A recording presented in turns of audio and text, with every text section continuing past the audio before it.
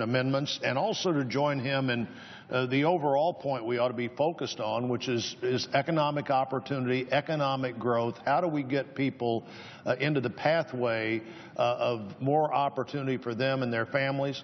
Private sector job creation should be the #1 domestic goal of America today, and frankly, it should be the #1 domestic goal of everything we do, whether it's in a budget, in an appropriations bill that deals with any kind of domestic policy. We ought to be thinking, how does this impact private sector job creation? How does this impact economic growth? How does this impact opportunity? And what do we do to change our society for the better, not the other way? You know, clearly, I think we all appreciate the fact that Americans are more generous and giving to religious organizations and charities than anybody else in the world. My belief is that there is no country that comes anywhere close, and charitable giving isn't just money given by the top earners in America. It's given by some families who every week have to stretch and strain to make the contribution they want to make at their church that Sunday, to make the contribution they want to make to the Girl Scout activities, the Boy Scout activities, the YMCA or YWCA in their community. Nobody does this like we do it. And so I'm proud to join Senator Thune as he works on these issues. We've worked together for a long time, and Senator Thune's always been one of the critical advocates of our charities, as well as those families that work hard and create a small business or a family farm or a ranch, being able to pass that along to the next generation. Let me first talk just a little bit more about charities. You know, the ability to voluntarily come together and do things is provided in the First Amendment. It's not just an amendment that protects speech and religion, but it protects association. It protects people coming together and making things happen in their community that wouldn't happen otherwise. Americans give to these things like nobody else would every day. Our religious institutions, our charities, our hospitals, our museums, and others come together to take private resources and meet a number of community needs that are met in the best possible way by people who are doing that through a charitable effort.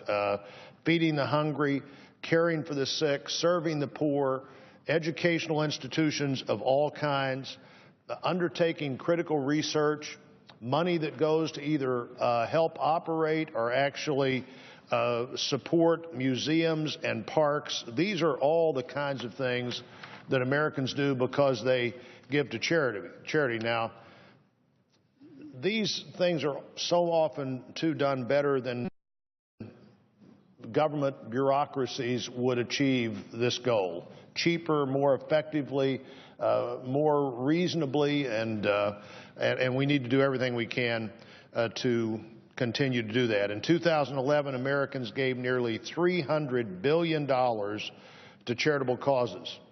75% of that giving is done by individuals. Of the 41 million American households that itemize on their taxes, where you can specifically see that they did this, 86% of those households take advantage of the charitable contribution as they calculate their taxes. Now, the vast majority of people don't give to charities for tax break reasons, but anybody who's ever raised any money. I was the president of a Southern Baptist university for 4 years before I came to Congress. And every university president I know knows a little bit about raising money, and every one of them knows that every contributor isn't motivated by the tax code, but the tax code has impact on whether you meet your goals or not. Because some contributors are, and the size of that contribution matters as it relates to how they can leverage, frankly, the tax code in a way that makes it easier for them to give more to the things they care about.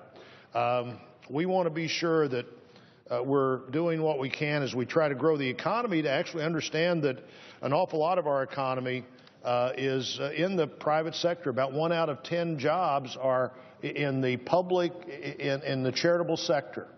1 out of 10 jobs in the charitable sector. When you restrict that charitable sector, you restrict people from doing what they would do otherwise.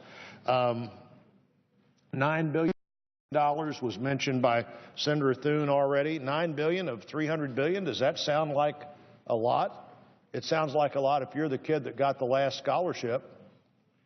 Sounds like a lot if you're the park that doesn't get the new playground equipment because the local Kiwanis Club couldn't quite get to the goal of what they wanted to do in your community.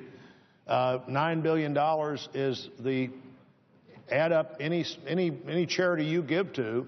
In all likelihood, when you look at your charitable contributions and add all of them up, they all raise collectively less than that $9 billion. Of course it makes a difference, and it's the difference in whether you get there or not. The nonprofit sector employs 1 out of 10 U.S. workers, providing almost 14 million jobs and paying almost $600 billion in wages and benefits.